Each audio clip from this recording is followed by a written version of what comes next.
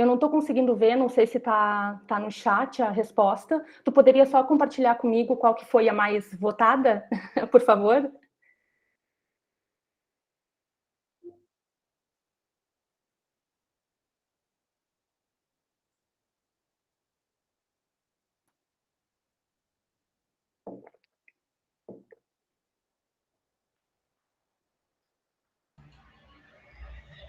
Meg, você conseguiu verificar?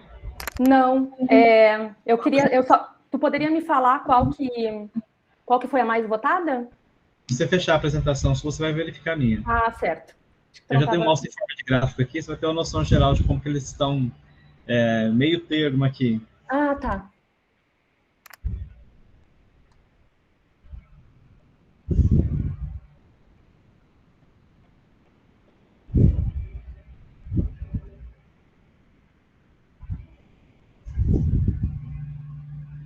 Conseguiu? Sim. B e C. Para mim fica aparecendo as pessoas tá tapando bem a. Agora sim.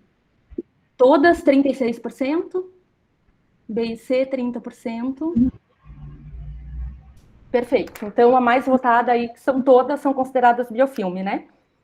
Até o momento. Isso. Beleza. Tá vendo a minha apresentação? Tá tudo ok? Voltou a tela cheia?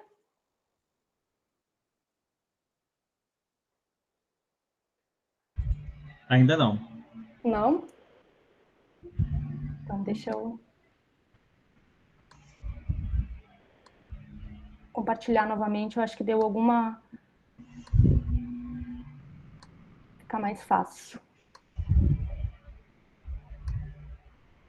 E agora, deu certo?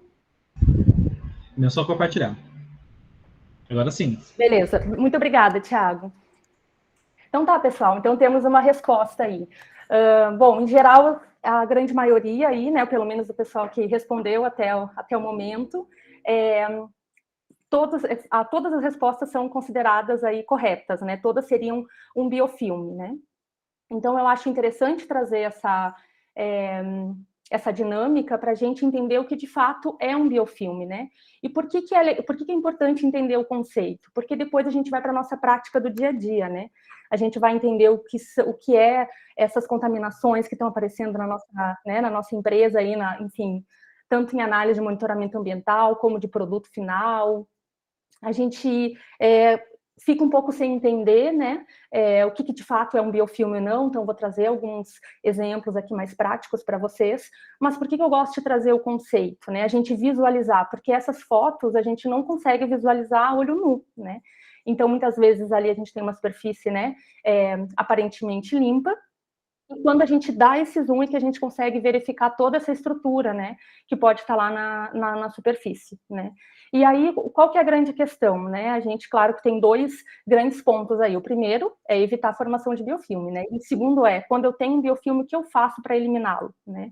Então, eu vou trazer também algumas informações sobre isso, mas a gente vê que quando a gente está trabalhando aí na intenção de eliminar de fato um biofilme, a gente acaba aplicando procedimentos de higienização, por exemplo, muito mais drásticos, né, muito mais robustos, para de fato eliminar esse biofilme, né?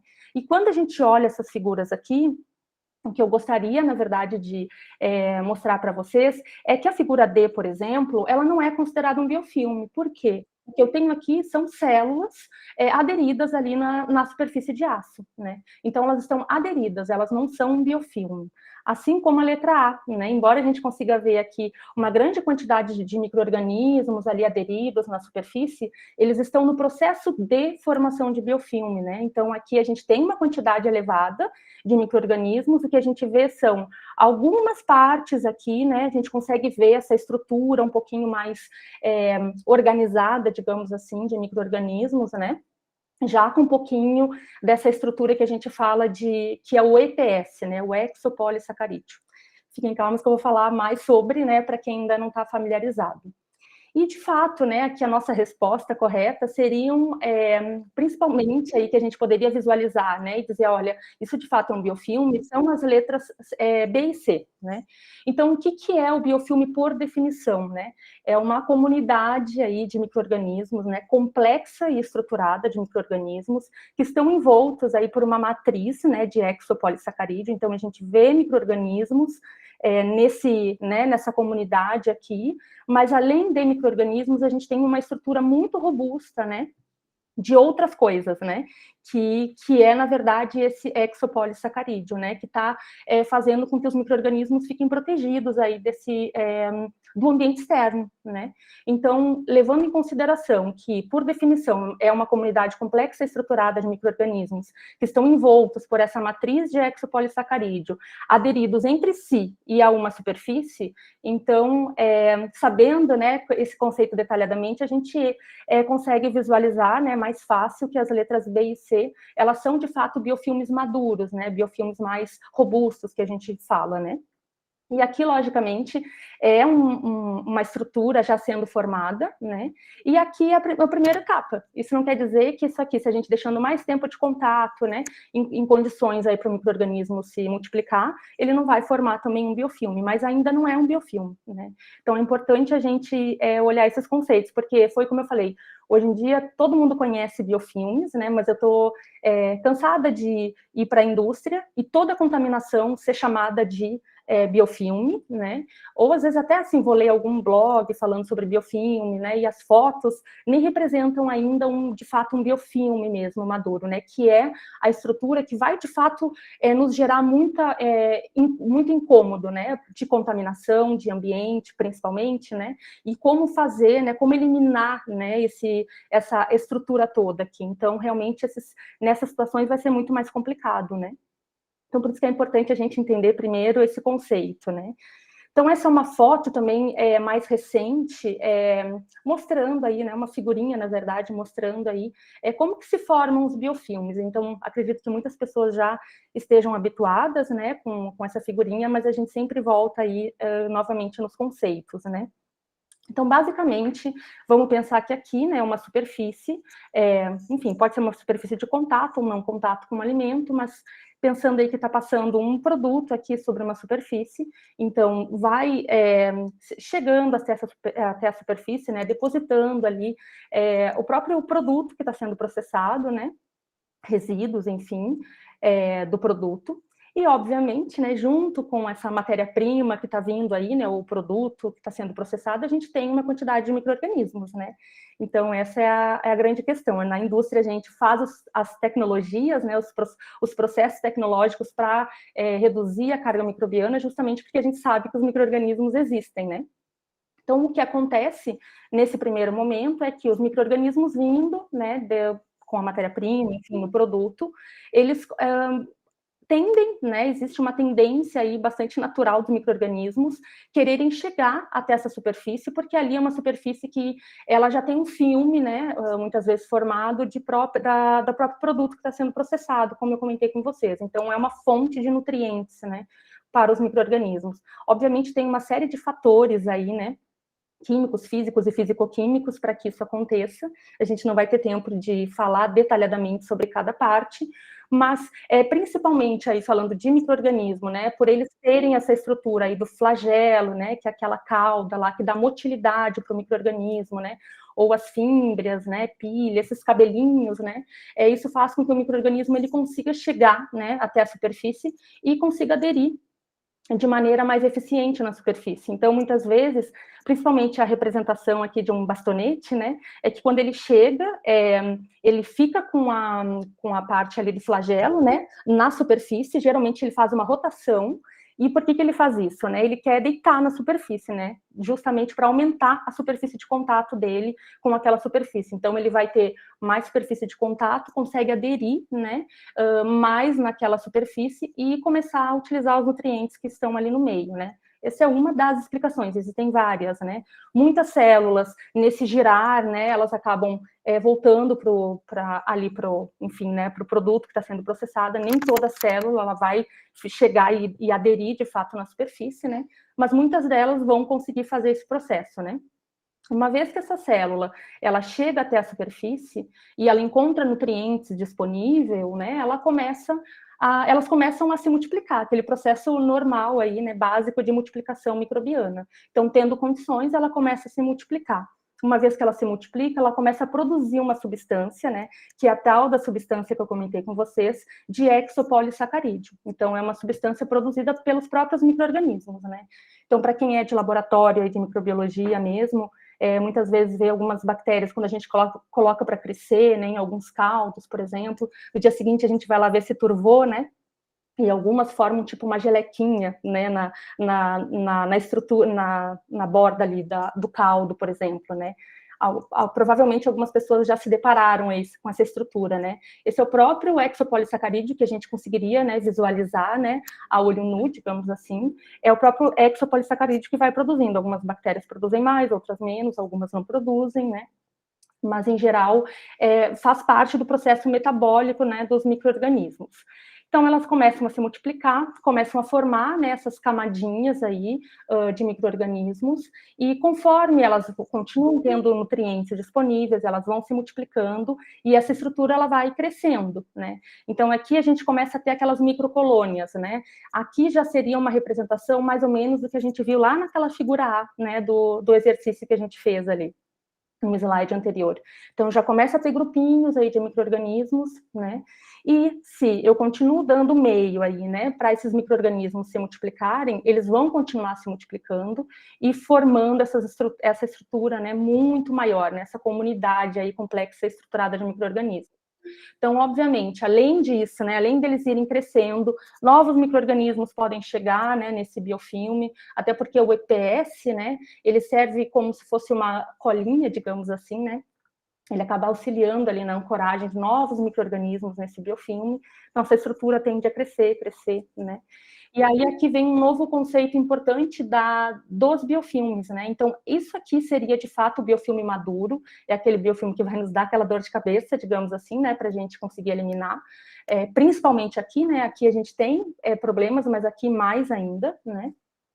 E uma característica muito comum também desses biofilmes é que não é uma estrutura única, né? Eles começam a se organizar, digamos assim, aí dentro desse biofilme, né? E eles começam a formar esses canais, né? Então, esses canais, eles permitem que passe ali por dentro, né? Água, né? Nutrientes, oxigênio. Por quê? Porque se a gente tivesse só uma estrutura, né? O que a gente consegue entender, né? Quem são esses micro-organismos que estão presentes aqui, né? Nessa parte mais externa, são os micro-organismos que estão mais em contato com água, nutrientes, então eles estão metabolicamente ativos, né? Conforme esse biofilme está crescendo, né, mais internamente, a gente vai ter menos quantidade de oxigênio, menos quantidade de nutrientes, de água, enfim. Então, nessa parte interna do biofilme, provavelmente, se eu tenho um micro-organismo que é capaz de esporular, ele vai esporular, né, depois de algum tempo. Muitas células dentro do biofilme vão morrer, então também é um conceito que falam que o biofilme é só célula viva, não, então dentro do biofilme tem célula morta também, porque ela está ali, né, também competindo por nutrientes, enfim, e eventualmente algumas vão morrer. Tem também a presença de algumas bactérias que são chamadas persister cells, né? São células persistentes. Então, algumas, né, bactérias, elas conseguem aí, elas têm a capacidade de mudar aí o perfil, né, da sua membrana plasmática, por exemplo, ou absorver algum açúcar, algum aminoácido, enfim, e faz com que elas fiquem num estado dormente. Isso quer dizer, ela não está morta ali dentro do biofilme, mas ela também não está se multiplicando. Ela está nesse estado dormente ali, né? Ela está dormindo, não é um esporo, então não é micro-organismo que é capaz de formar esporo, mas é quase como se fosse isso, né? Em termos bem didáticos, assim. Então, aqui dentro, né, desse biofilme, é uma comunidade muito extensa, né? Então, por que é importante a gente entender isso como conceito? Porque a gente vai aplicar estratégias para eliminar esse biofilme, né? Então, a gente está vendo aí que tem toda essa estrutura que está protegendo os micro-organismos, né? Além disso, essas persister cells, por exemplo, são células que não estão se multiplicando. Então, quando a gente aplica um sanitizante, por exemplo, o sanitizante ele vai atuar, né, sobre as células ali que estão metabolicamente ativas, né? Essas persister cells aí, elas não estão metabolicamente ativas, né? Então, os sanitizantes, eventualmente, não vão conseguir atingir, né, esse tipo de célula, por exemplo. Então, a gente começa a ter um problema maior. Se eu tenho células micro-organismos que são capazes de esporular, provavelmente eles vão estar na forma de esporo, né? Esses que estiverem mais internamente. Os que estiverem na parte mais externa, mesmo sendo capazes de esporular, se eles estão tendo condições aí para se multiplicar, eles vão estar na forma de célula vegetativa se multiplicando, mas internamente não. Então, eu posso ter micro-organismos que são aeróbios e posso ter microaerófilos, por exemplo. Então, eu posso criar aí, né, essa comunidade, ela pode ser muito diversa, né? Além disso, nessa etapa aqui, acontece uma coisa muito interessante, né? Que é o tal do quorum sensing, né? O que isso quer dizer, né? A tradução seria sensor de quórum, né? Quórum né? Tem que ter uma quantidade mínima, digamos ali, né, de micro-organismos presentes para que essa comunicação ocorra. A comunicação de quorum sense é uma comunicação química que acontece entre os micro-organismos. Então, eles precisam estar numa quantidade muito elevada, ou seja, na forma de biofilmes, né, para eles se comunicarem. Então, basicamente, o que eles vão fazer? Conforme eles vão se multiplicando, eles também vão excretando algumas moléculas, né, químicas, que, como é um biofilme, tem uma grande densidade celular, né, tem uma grande quantidade de micro-organismos, vários micro-organismos estão secretando, né, excretando essas moléculas ali no ambiente. Então, esses coleguinhas estão todos muito próximos aqui, né, do outro, e se essa micro-organismo aí, vizinha, a bactéria vizinha, ela tem na sua estrutura uma proteína, né, receptora, que é capaz de identificar essa molécula. Então, ela identifica essa molécula, né, captura essa molécula, digamos assim, e essa comunicação ocorre. O que é essa comunicação, né? Obviamente elas não conversam, né? Mas é como se fosse uma conversa. Então elas entendem que, bom, eu estou num ambiente aqui denso, né? Eu quero produzir mais biofilme, então vamos produzir mais EPS. Olha, eu tenho um gene de virulência aqui. Quer compartilhar comigo para ficar um pouco mais resistente, por exemplo? Então é esse tipo de, obviamente elas não fazem essa comunicação, né? Mas é nesse sentido. Então elas conseguem eventualmente trocar um gene de virulência, formar mais biofilme, promover mais mutações. Né? Então, é uma série de alterações que podem, né, e vão acontecendo dentro do biofilme, tá? Então, isso é bem importante lá, depois quando a gente fala das estratégias para eliminar biofilme, né, então a gente entende que aqui no biofilme, ou mesmo as células que depois, com o tempo, elas vão se dispersando do biofilme, são células que estão bastante adaptadas ao ambiente. Então, vai ser mais difícil de eliminar uma célula, mesmo que ela não esteja mais dentro de um biofilme, por exemplo, né? Então, como última etapa aqui, né, então a gente tem toda essa estrutura aí do biofilme, e o que acontece é que com a própria comunicação química, né, esse quorum sensing aí, muitas vezes, partes aí desse biofilme, principalmente estruturas que não estão se adaptando muito ali, né, no crescimento, em se multiplicar, elas fazem essa comunicação e produzem, por exemplo, uma enzima que é capaz de degradar ali parte do EPS e elas se desprendem do biofilme, né, isso pode acontecer. Isso também é uma forma de comunicação ali, né, química. Mas não só isso, né? Dentro do próprio procedimento que a gente tem, o processo produtivo, os procedimentos de higienização, né? A gente tem aí turbulência, pressão, né? Que faz com que ação mecânica, enfim, que faz com que essa estrutura aqui ela possa ir se desestabilizando, né? Então, eventualmente, células desse biofilme ou partes do biofilme vão se desprender, né? E aí que está o grande problema, né? Porque vai se desprender e vai cair no alimento, né? Contaminar o alimento, ou vai cair em uma nova superfície ou num outro biofilme ali que já está sendo formado, né? E esses biofilmes, eles ficam recorrentes, né? Nessa superfície, né? E, por fim, aqui o que é importante também dizer é que, nesse primeiro momento, né, especialmente quando as bactérias ali, né, os micro-organismos estão aderidos na superfície, essa etapa inicial, as ligações químicas ali, né, físico-químicas que estão acontecendo, elas são ligações fracas, né?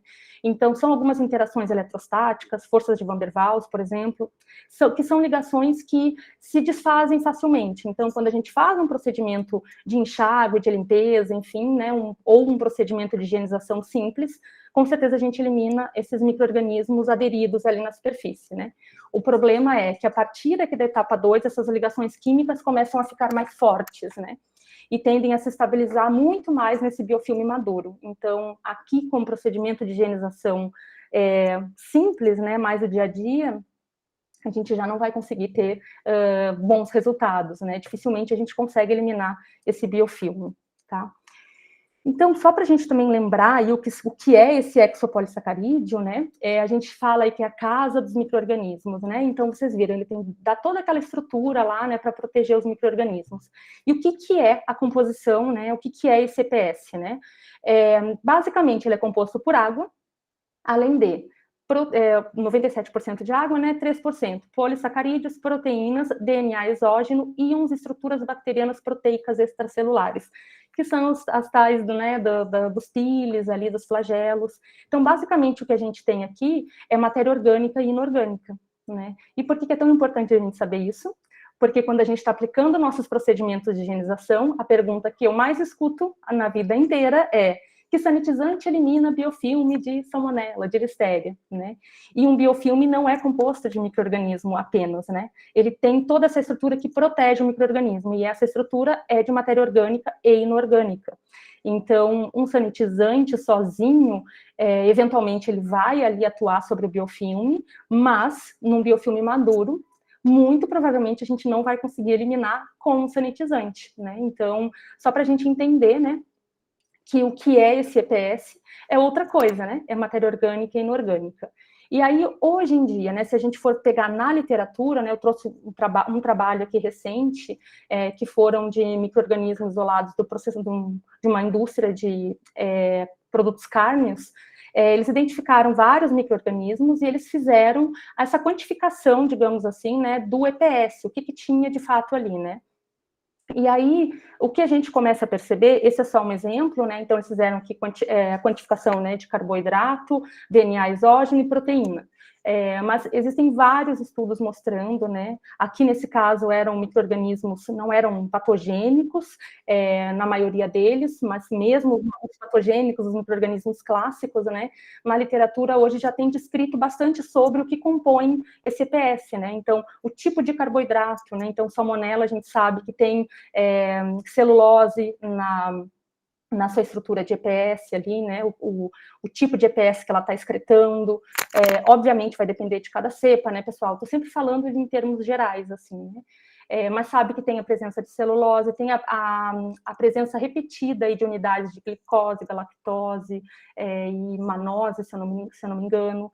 Então, por que isso é muito conceitual, né? É muito conceito, assim. E por que eu trago isso? Porque, mais uma vez, reflete nas nossas escolhas lá do que a gente vai fazer para eliminar um biofilme. Então, hoje em dia, se fala muito, por exemplo, de aplicar detergentes enzimáticos, né? Então, as enzimas vão ali, qual que é o objetivo, né? Das enzimas é degradar essa matriz de EPS para depois aí, aplicar um sanitizante e ele, de fato, eliminar o biofilme, né?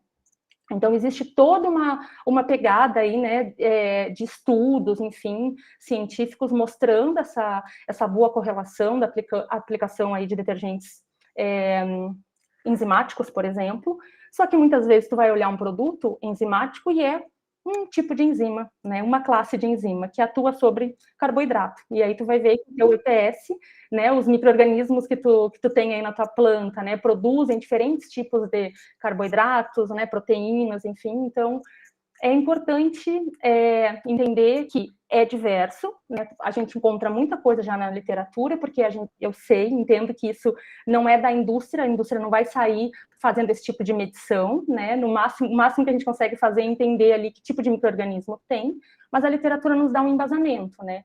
E aí a gente consegue entender os produtos químicos, né, ou os enzimáticos, que estão nesse caso principalmente, que estão sendo vendidos aí, e a gente consegue entender, bom, que tipo de enzima tem nesse produto, né? Será que vai adiantar para esse tipo de EPS, né? Esse tipo de biofilme, né? Que eu tenho na planta. Então, é nesse sentido, né? A gente tentar fazer essas correlações aí, né? Essa é uma foto que eu acho bem bonita, né? Mostrando aqui essa estrutura do EPS, né? Fazendo mesmo essa conexão aí, né? Juntando, aproximando os micro-organismos, né? Preenchendo aí os espaços entre eles, dando essa proteção, né? Ao ambiente externo. Então, mais ou menos o que eu já tinha comentado com vocês, né? As funções aí do exopolissacarídeo, né? E uma outra coisa que eu acho bem interessante é a formação desses canais, né? Então, óbvio, também, mais uma vez, a gente não consegue visualizar isso na nossa prática, né, no dia a dia, mas isso é algo importante quando a gente está entendendo o que são os biofilmes, né? Quando a gente visualiza essas fotos, que eu sei que não é da prática, né, do dia a dia, mas eu acho muito legal mostrar essas fotos, né? Porque o que isso nos mostra? A capacidade que os micro-organismos têm de se dar um jeito aí para, de fato, conseguirem sobreviver no ambiente. Então, esqueci de falar, né, um detalhe aí inicial, é que os biofilmes, os micro-organismos, eles são que nem nós, digamos assim, né? Eles gostam de viver em comunidade. Então, se a gente for ver, na grande maioria das vezes, eles vão querer viver em comunidade, eles vão dar o seu jeitinho, né, para tentar viver em comunidade, justamente porque eles estão muito próximos um dos outros, né? Fazem essa comunicação, conseguem eventualmente sobreviver aí por mais tempo, né? Em um ambiente, né? Então, tudo que eles fazem ali é para, de fato, perpetuar ali, né, a vida, né? Perpetuar a espécie. E aí, esse trabalho também mostra esses canais que vão sendo formados, né? Aqui num biofilme de Bacillus subtilis, né? Então, achei essas fotos muito bonitas. Eles injetaram ali corantes aquosos, né, no biofilme, e foram fazendo essas fotos, né?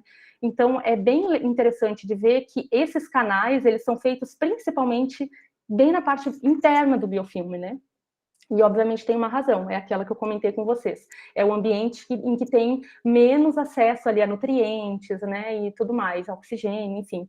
Então, eles vão formando muito mais canais para tentar, né, fazer com que esse ambiente se torne favorável também para eles sobreviverem e se multiplicarem, né?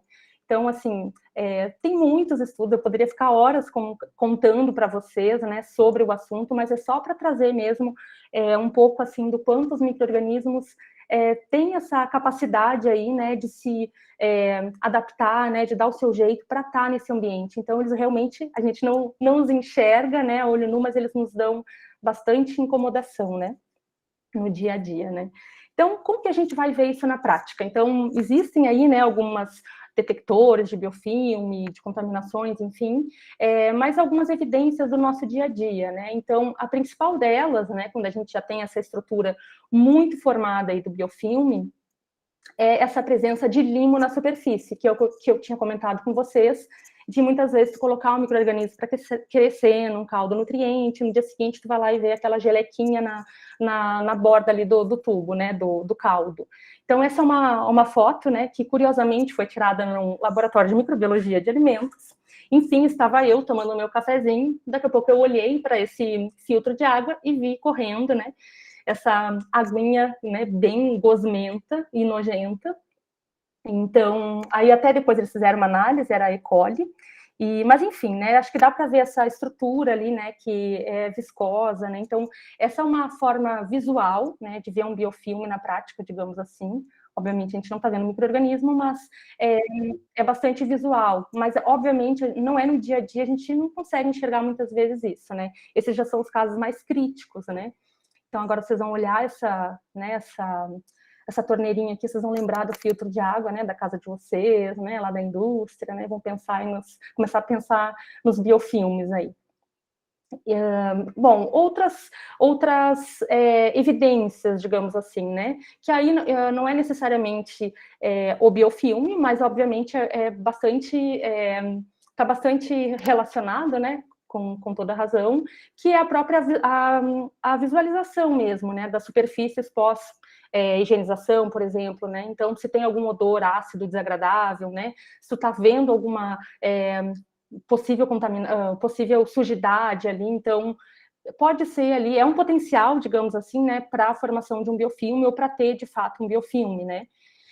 Tem também um dado que eu achei recentemente falando de uma aparência semelhante ao arco-íris em superfície de aço inoxidável, né.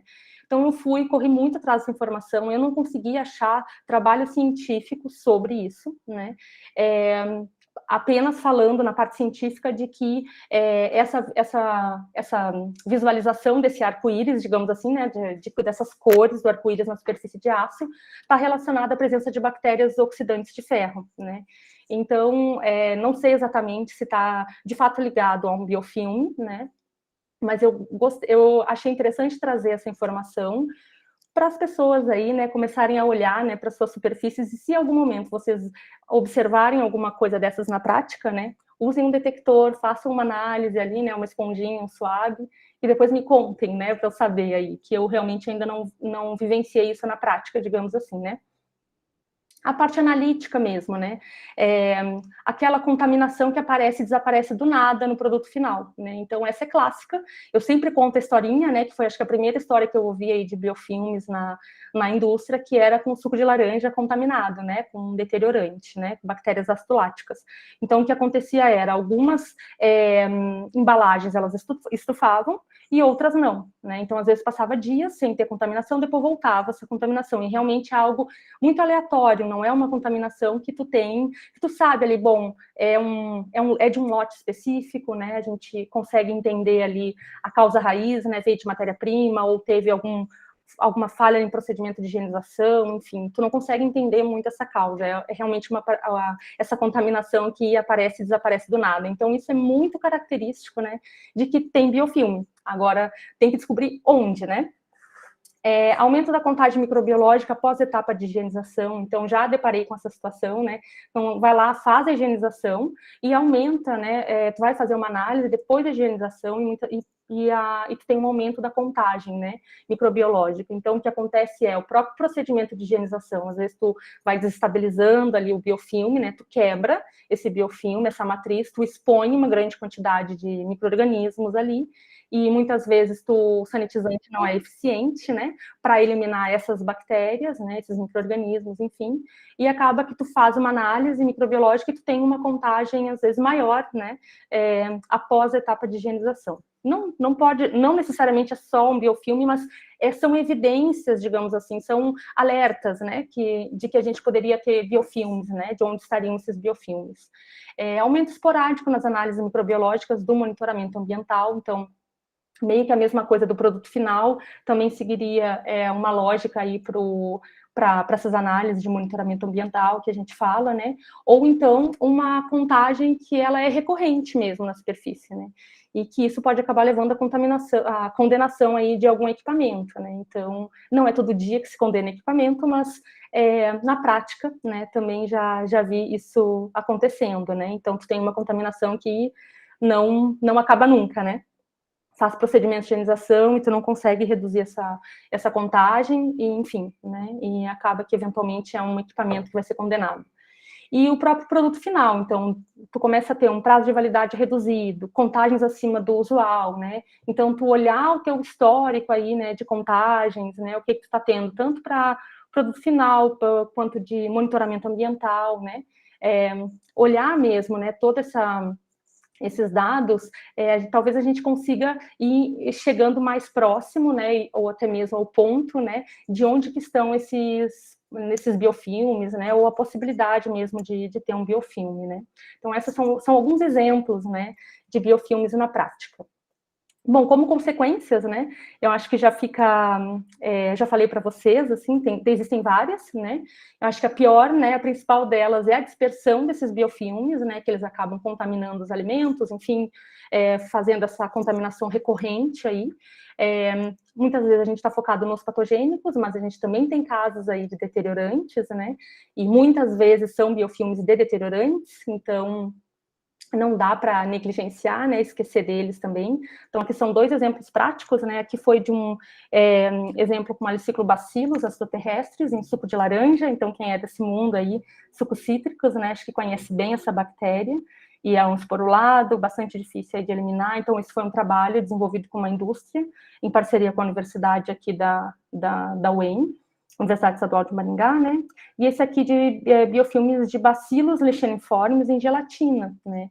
Então, aqui era biofilme em esteira, né, de secagem do produto, e, na verdade, o que acontece é que o bacillus, ele é produtor de uma enzima, né, a gelatinase, ou seja, degrada a gelatina, quebra a gelatina, né? Então, essa gelatina, ela estava indo para o mercado, na verdade, ela não estava dando o bloom, né? Ela não gelificava. Então, foram toneladas e toneladas, né, de produto devolvido. Então, só para trazer alguns exemplos aí. É uma outra consequência, né, o aumento da resistência a sanitizantes. Então, num primeiro momento, uma questão bem importante, que foi que eu já mostrei para vocês, é essa estrutura aí, né, ela cresce muito. Então, vamos pensar que um micro-organismo, uma bactéria, né, em geral tem aí por volta de 3 micrômetros, né, essa estrutura vai crescendo, vai crescendo. Então, aqui é possível fazer a medição, né, desse crescimento aqui. Então, aqui é um outro tipo de microscopia que se faz, né, e aqui o tamanho era de quase 300 micrômetros, né, então, quer dizer, 300 vezes o tamanho aí de uma bactéria. Então, essa estrutura, ela vai aumentando muito, e, obviamente, o sanitizante acaba tendo muita dificuldade de interagir com o próprio micro-organismo, né, ele fica aí reagindo nessa estrutura, né, de EPS, por aí vai. Então, isso, com certeza, aumenta a resistência a sanitizantes, né. E algo bem interessante, né, que eu vi um trabalho do professor Manuel, ele é da Universidade do Porto, de Portugal. No final do ano passado, ele deu uma palestra aqui no Brasil, talvez algumas pessoas tenham visto lá na Unicamp, e ele trouxe um trabalho dele que eu achei bem interessante. Então, o que ele fazia? Basicamente, ele formava, né, biofilme de pseudomonas. Essa era visualmente, né, como que ficava, eu não lembro exatamente, acho que era depois de 5 dias.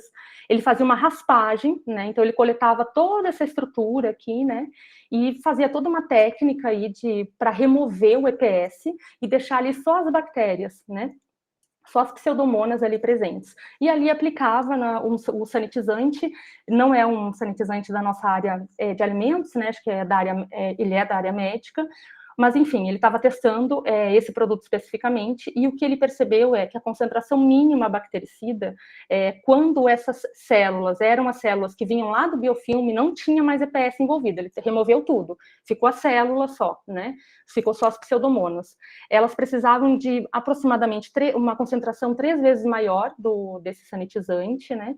Do que quando elas estavam na forma planctônica, né? Que a forma planctônica é quando elas estão de forma livre.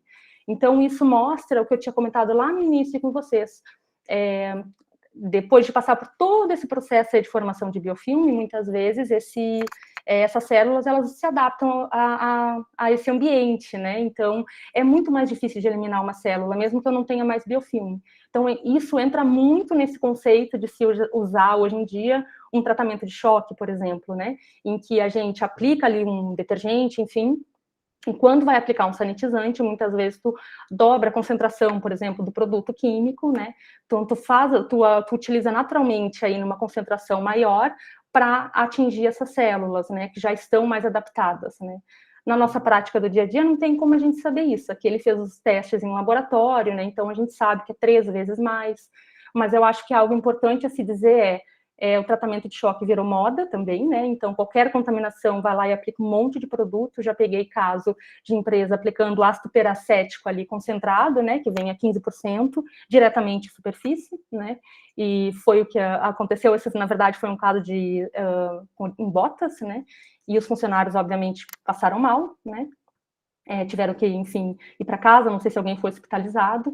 Teve um outro caso que eu peguei um protocolo também de tratamento de choque para eliminação de biofilme de listéria, em que a indicação era aplicar o sanitizante, o hipoclorito de sódio a 10%, né, concentração ali, que ele vem mega concentrado, né, numa superfície de aço, né, então, quer dizer, tiro no pé, né, para realmente destruir a superfície, além de ser muito mais crítico, né, para um operador, né, enfim, que está manuseando esse tipo de produto, né, então, com certeza fica também esse alerta no sentido de que na indústria de alimentos a gente estuda muito a subconcentração, né, então tu aplica pouco concentração, porque ou tu não prepara direito, ou tu quer economizar, né? E aí isso faz com que os micro-organismos criem tolerância ou resistência, né? Mas a gente não tem muitos dados, na verdade, não tem dados do que está sendo feito agora, né? Então não se sabe a médio prazo aí o que vai acontecer com essas cepas, né? Sendo expostas às concentrações gigantescas, né? Dos sanitizantes. Então, eventualmente alguma vai se tornar resistente, né? Estou falando assim, não tenho trabalho para mostrar isso, né? Mas assim, é meio que é o que acontece, é o que a gente vê na área médica, né? Isso se traduz muito para a nossa área de alimentos, né? De alguma forma. Então, não é, né? Quando a gente fala de tratamento de choque, não é simplesmente pegar o produto e sair aplicando em qualquer concentração. Sempre olhem o rótulo, entendam aí qual é o máximo, né? De concentração aí, essa faixa que é dada pela, enfim, pela empresa que está te vendendo o produto, né? Sejam bem conscientes em relação a isso também, tá? Mas, assim, esse trabalho mostra que muitas vezes vai ser necessário, né, tu aplicar. Então, por isso que eu falei para vocês, é muito importante tu entender o que de fato é um biofilme, né? Tu tá tratando um biofilme. Para tu conseguir fazer essa ação e não tá agredindo, porque com certeza tu tá agredindo mais a superfície, né? Então, tem uma série de contras também, né? Então, tu vai estar fazendo uma ação ali bem localizada, né, frente àquele biofilme especificamente, tu não está saindo por aí, né, fazendo, enfim, um monte de coisa, sem entender de fato se é um biofilme que tu tem. Às vezes tu não precisa chegar nesse ponto, né. E quem que são, né, os micro-organismos que formam biofilmes, né? Bom, obviamente a gente fala, não dá para dizer que são todos, porque a gente nem conhece todos os micro-organismos que existem, né? Mas tem um trabalho aqui de 2020 que eu achei bem interessante, que foi, eles foram numa indústria, também processadora de carne, na Áustria, fizeram coleta em um swab, né, acho que em 108 pontos, superfícies de contato e não contato de alimentos, né, e eles descobriram, acho que em 11 salas diferentes, enfim, diferentes processos também produtivos, e eles chegaram a descobrir, então eles faziam a coleta, iam para o laboratório, faziam toda uma análise molecular para entender os micro-organismos que estavam ali, e faziam toda a parte de avaliação de formação de biofilme também, e eles chegaram a detectar, né, sempre, no mínimo era pelo menos 4 gêneros diferentes, né, por exemplo, numa mangueira de água aqui, que eles encontraram pelo menos 4 gêneros diferentes, em um dreno eles chegaram a encontrar 12 gêneros diferentes de micro-organismos, né. Então, quando a gente está falando de indústria de alimentos, né, é esperado que a gente tenha, obviamente, micro-organismos, biofilmes multiespécies, né, ou polimicrobianos, né, tem outros termos hoje em dia que se usa também, que o que isso quer dizer, né? São micro-organismos diferentes, bactéria, enfim, com bolores e leveduras, né? Pode existir essa interação, tanto que aqui eles fizeram, quando eles fizeram essa detecção, eles também verificaram, né, bolores e leveduras, mas eles acabaram fazendo avaliação só de bactérias, mas eles ainda evidenciaram, né, que eram biofilmes realmente com vários gêneros, né, enfim, vários tipos de micro-organismos no mesmo biofilme. Então, isso é muito comum, a gente trabalha, né, indústria de alimentos com muitos fornecedores, muitas matérias-primas, faz muitos processos diferentes, né, então a nossa gama de micro-organismos ela é bastante elevada, né. Então, eventualmente, eles vão competir entre eles, né, e pode ser que alguma espécie não se dê bem dentro do biofilme, mas de maneira geral, os prós eles são muito maiores, né? Então, aquela comunicação química lá que eu comentei, geralmente essa comunicação química até isso faz, né? Faz com que um consuma um tipo de nutriente que é mais importante para ele e, enfim, não consuma o nutriente que é mais importante para o coleguinha ali, para o vizinho, né?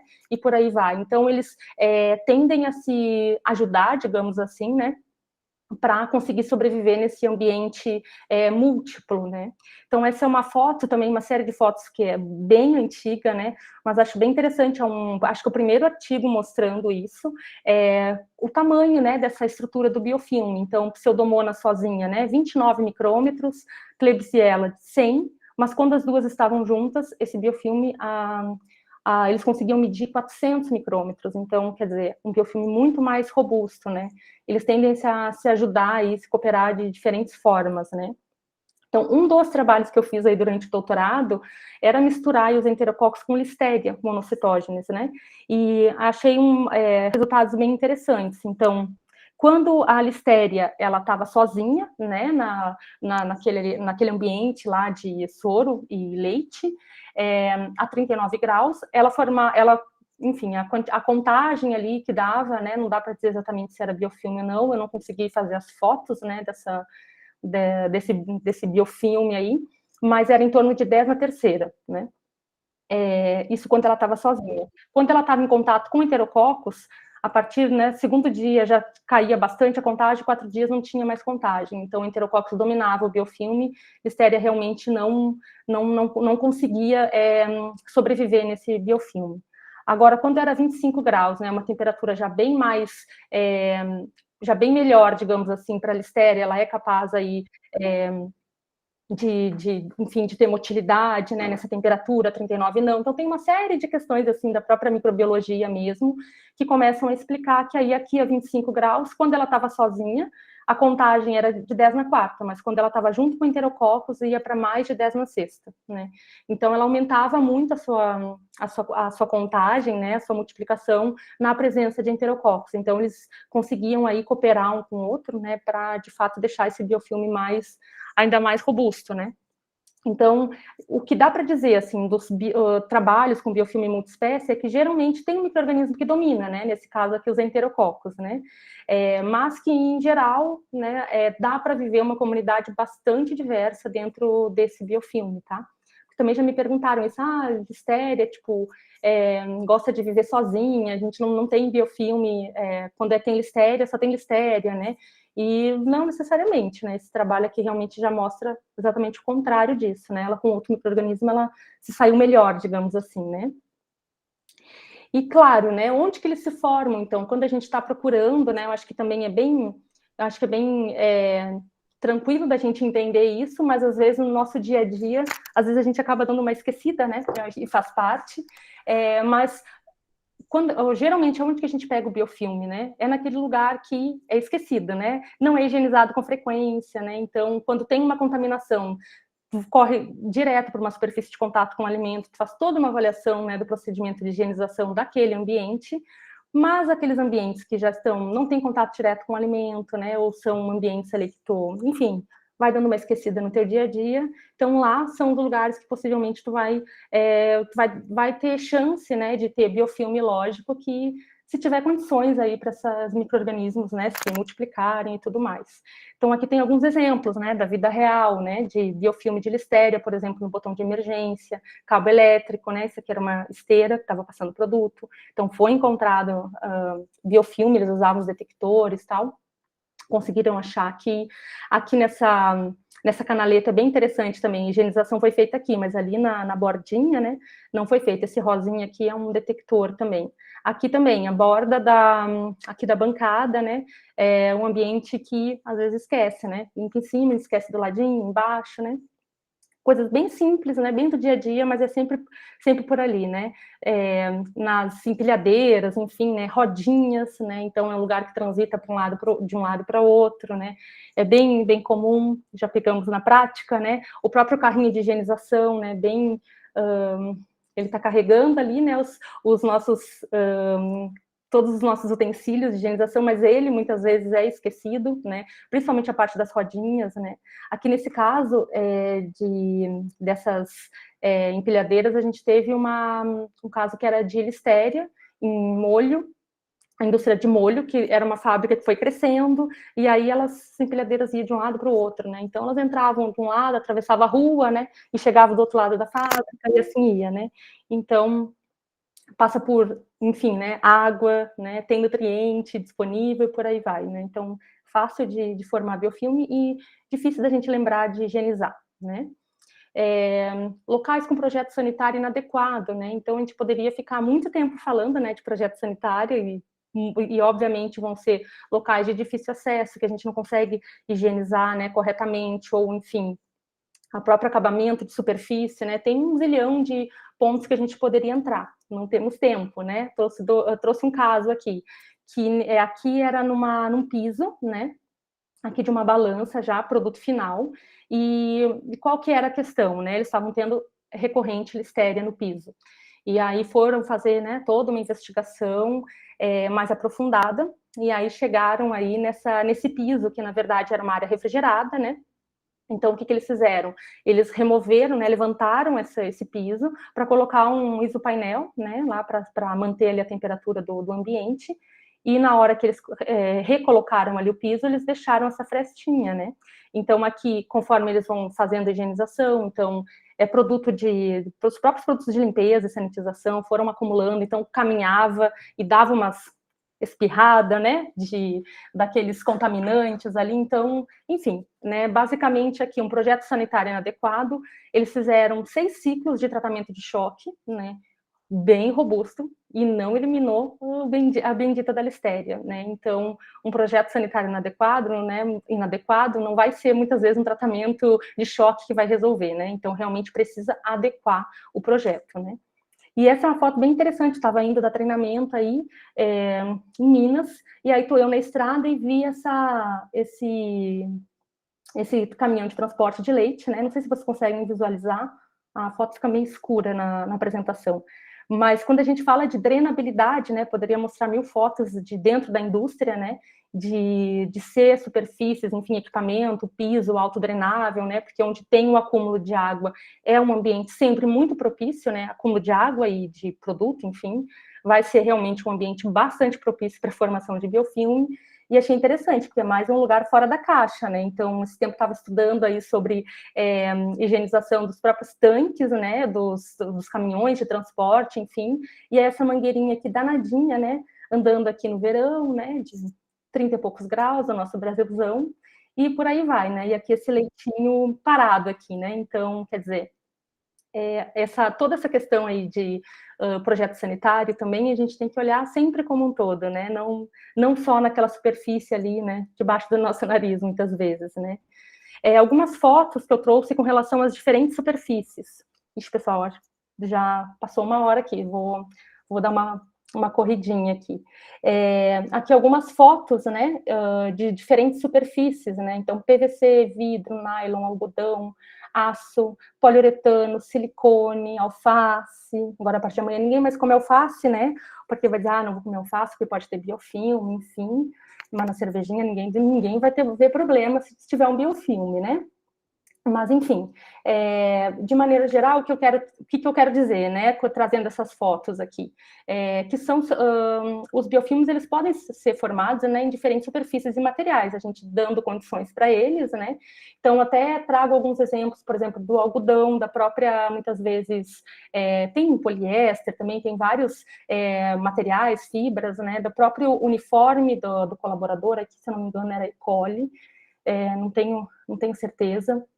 Mas mesmo superfícies que a gente fala que são fáceis, superfícies lisas, fáceis de higienizar, né, como vidro, aço, lembrando que isso aqui não é um biofilme, né, é a listéria, nesse caso aqui, aderida na superfície, acho bem interessante que ela está aderida ali, né, bem naquela ranhura ali da superfície de aço, né, mas obviamente aqui isso vai se formar um biofilme, né.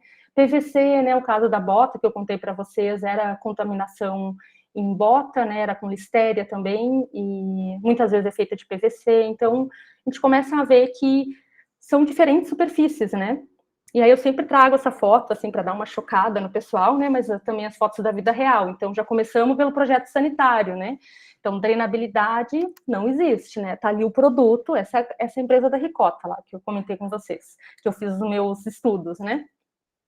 Então, tá ali, tá paradinho, né, o resto do soro ali, como não tem o que fazer, ele não vai embora, então depois de um tempo, pega uma vassoura, essa vassoura bonita que vocês estão vendo aqui, né, obviamente eu fiz uma contagem dela, que deu na casa de 10, na nona UFC, né, de enterococcus, bacillus cereus não lembro, mas obviamente tudo lá nas alturas. Enfim, eles faziam, dava uma varridinha, né, para fazer a drenabilidade ali daquele soro, aí depois eles pegavam essa vassoura e botavam lá naquela parede bem bonita também. Então era esse nível, né, e eu sempre gosto de lembrar, né, que os utensílios de higienização, claro que, né, isso aqui nem é um exemplo de utensílio deveria ser um exemplo de utensílio de higienização, ou seja lá o que for, mas né, isso pode acontecer, e é importante a gente olhar, né, quando eu falei superfície de nylon, por exemplo, né, teve um caso aí que eu participei, né, de forma secundária, digamos assim, de um trabalho com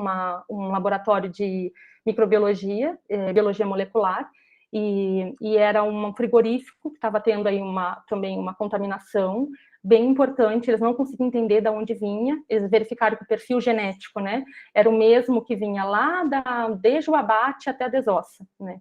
Então fizeram, enfim, gastaram uma nota, fizeram um monte de coisa e descobriram que esse mesmo perfil genético estava na buchinha de higienização. Então, mais uma vez, algo simples, né, do dia a dia. A gente sabe, tem cores diferenciadas, tem os treinamentos, tu não vai usar os mesmos utensílios, mas na prática isso acontece, né, quando a gente não está no dia a dia ali em contato com as pessoas que estão fazendo, e a gente sabe que não dá muitas vezes mesmo, mas é onde a gente pode, enfim, né, ter essas falhas, né. Então, fatores que influenciam, né, a formação de biofilmes. Existem muitos fatores, né? Então, claro, a gente tem uma disciplina inteira de biofilmes, né, pessoal? Então, para falar, né? E com certeza não tem tempo de falar sobre tudo, mas falando em tempo, né, é algo que sempre me perguntam: quanto tempo demora para formar um biofilme? Então, como vocês estão vendo, não tem uma resposta pronta, porque existem muitas características que envolvem superfície, o próprio ambiente, né, o tipo de micro-organismo. Mas o que existem dados assim de maneira geral que a gente fala, né? De, por exemplo, a partir de 10, 20 minutos, né, o micro-organismo ele já é capaz de aderir na superfície, né? Aquele processo todo de maturação, né, que ele vai formando as camadinhas, né, até formar toda aquela estrutura, aquele biofilme maduro que a gente fala, isso pode ser em torno de 1 dia até 6, 10 dias. Depende, né? E o desprendimento espontâneo, a partir de 10, 12 dias, isso pode começar a acontecer. Então, por isso que muitas vezes, né, dependendo do tipo de processo também que tu tem na indústria, uma contaminação aparece agora e aí demora uns dias para aparecer de novo, né? Então, tem um tempo aí para ele também se desprender, né? Dependendo da estrutura que ele está.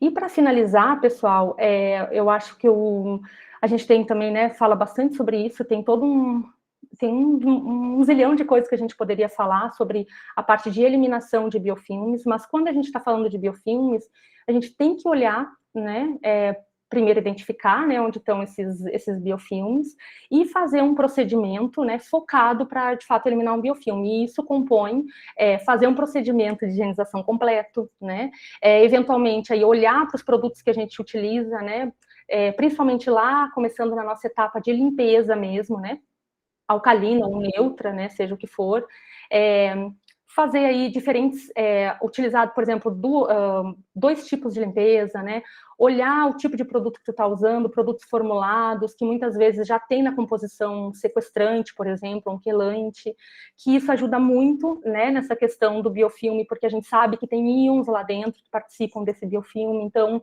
é um produto formulado, obviamente ele é mais caro, mas ele é muito mais pensado, né, enfim, né, para toda essa gama que a gente tem, tanto de sujidades, né, quanto do próprio biofilme. Então, tem que olhar para esses detalhes, né? A limpeza ácida, ela também se torna importante, ela também vai ter essa capacidade aí de capturar minerais, né? Então, detergente ácido, tanto orgânico quanto inorgânico, tem estudo mostrando muita coisa. A sanitização, né? Seguindo todos esses passos.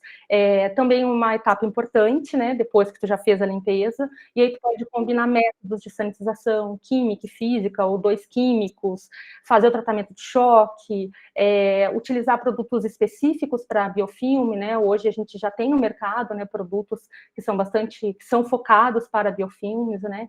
Mas tudo isso, né, em chave final, remoção do excesso de água, isso é muito importante, é sempre deixar qualquer superfície que tu for fazer uma higienização, independente, né, de ser biofilme ou não, remover o máximo de água disponível que tu tem naquele ambiente, né, deixar o mais seco possível. Eu sei que nem sempre isso é possível, né, e sempre lembrando da ação mecânica, né. Então, a ação mecânica, ela vai ser muito importante. É ela que vai trazer, de fato, essa ação frente a essa estrutura, né? Então, eu trouxe novamente aquela figura lá do início para vocês, do biofilme de enterococos, né? e aqui após a etapa de limpeza, né? Então, era um tensoativo, né? Não era nada muito drástico, né? Tinha uma ação mecânica, nesse caso era uma agitação, né? Que eu estava fazendo em laboratório, enfim. Mas aqui com a própria etapa de limpeza, primeiro com tensoativo e depois com o ácido, eu já consegui aqui a eliminação do biofilme, por exemplo, né? E essa também é uma outra parte do estudo que eu sempre gosto de mostrar, né? Então, aquele primeiro biofilme lá, né, sendo formado, eu aplicava diretamente 4 tipos de sanitizantes, né, frente a essa estrutura, digamos assim, né? E, de maneira geral, os sanitizantes, eles conseguiam eliminar essa estrutura, né, de biofilme, entre aspas, né? Só a biguanida que não, né? Ainda a gente conseguia encontrar aí uma contagem. Quando a gente tinha essa estrutura aqui, né, aquele biofilme robusto, aí já mudava de figura, né? Então, a quantidade que eu tinha pós aplicação dos produtos, né, já continuava muito parecida, biguanida praticamente a mesma coisa. Nesse caso, só o peracético que conseguiu eliminar toda essa estrutura aí. Lembrando que o ácido peracético não é o salvador da pátria, né? Então, lá no nosso laboratório mesmo, a gente teve também trabalhos com esse produto e em que não foi tão eficiente assim para biofilmes, né? Então, só para deixar esse adendo, né? Porque sempre a gente acaba finalizando que o peracético resolve todos os problemas, né? Então, nesse caso, sim, resolveu bem, mas nem sempre é assim, né? E aí, por fim, o que a gente tem hoje em dia para nos auxiliar, né, na detecção desses biofilmes, além daquelas evidências que a gente tem aí do nosso dia a dia, né? Essa detecção ela pode ser feita, né, de forma direta, né? Só a gente visualizar se uma possível presença de biofilme nem sempre vai ser, tá, pessoal? Então, não consigo explicar, né, com detalhes aqui, mas, enfim, às vezes tu aplica um produto que é o rosinha lá, deixa um tempo. Se continuou rosa é porque tem biofilme, né? Se aplicou o produto, formou espuminha é porque tem biofilme ou contaminação algum tipo de contaminação. Aponta a lanterna, né? Se ela produz aqui esse brilho mais verdinho aqui, né, que é, na verdade, o brilho que emite aí a proteína específica de bactérias, ela vai emitir essa coloração e é uma possível presença aí de micro-organismos, né? Então, isso ajuda muito na prática, né, do dia a dia, tá? Mas a gente precisa ter os cuidados também, a gente não pode usar isso como uma única ferramenta, né, como uma detecção de biofilme. E a indireta, né, que a gente consegue quantificar quanto que tem de micro-organismo ali, tentar fazer uma correlação com essas outras análises, enfim. Então, tem aí os swabs, né, as próprias esponjinhas. Então, hoje em dia já tem a esponjinha específica, né, utilizada aqui, que tem esses pontinhos de acrílico, que dão digamos, uma certa abrasão maior ali, então tu consegue remover melhor aquele biofilme da superfície, né, porque tu imagina, se todos os procedimentos de higienização tu não consegue eliminar um biofilme, imagina um swab, né, eventualmente a gente não vai conseguir remover tudo que a gente tem ali com um swab só, né? Então a esponjinha ajuda bastante também, mas o swab também ajuda pra caramba. Hoje em dia também tem os biosensores, né? Eu não vi ainda eles sendo usados aqui no Brasil, mas geralmente tubulação, principalmente tubulação de água, né? E depois, se alguém quiser, eu posso passar o nome aí das empresas, tudo, né? Tem bastante alternativa hoje em dia, né? Para nos ajudar. Certo, pessoal? Desculpa aí, dei uma corrida, né? Porque eu me empolgo falando, mas eu acho que basicamente era isso que eu queria trazer para vocês hoje. Muito obrigada aí pela atenção. Eu não consegui ler o chat, eu não sei se alguém tem alguma pergunta, gostaria de fazer alguma colocação, fiquem à vontade.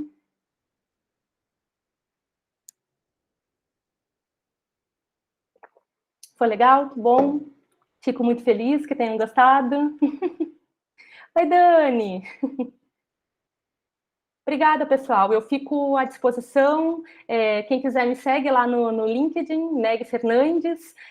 Eu tento compartilhar alguma coisa aí, né, sobre o mundo aí microbiano.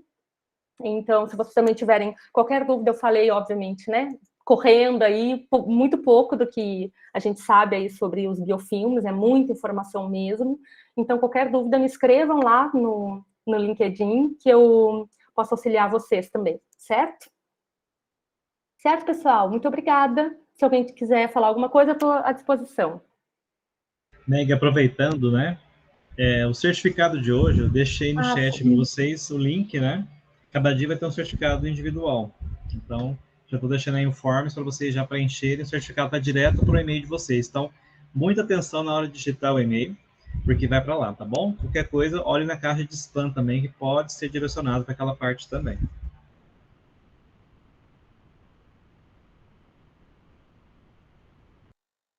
Certo, pessoal? Então, me despeço aqui. Uma boa noite a todos. Muito obrigada. Boa noite. Tchau, tchau.